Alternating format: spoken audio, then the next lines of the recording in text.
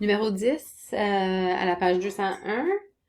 Donc, un papier rectangulaire qu'on enroule pour fermer un cylindre. La contrainte, c'est que le périmètre doit être 100 cm. On veut maximiser le volume du cylindre. Si on regarde de près, la hauteur du cylindre, en fait, si on a roulé ce rectangle, c'est que c'était une hauteur de H, la même valeur qui était ici. Et puis, si on a roulé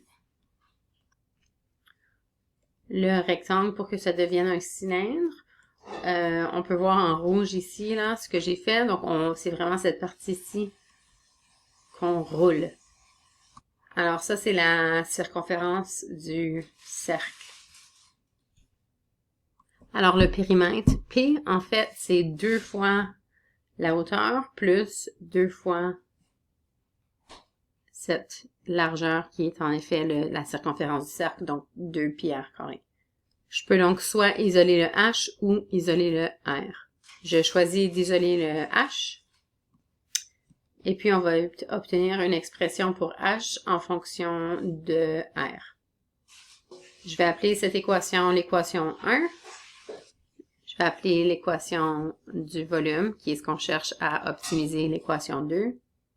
On a maintenant une fonction de V d'une seule variable. Alors, si je veux, je peux même écrire V de R.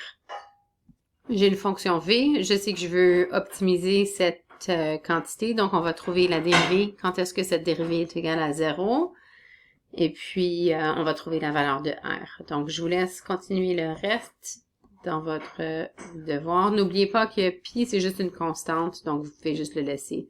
Alors, quand je vais dériver, on traite pi comme une constante.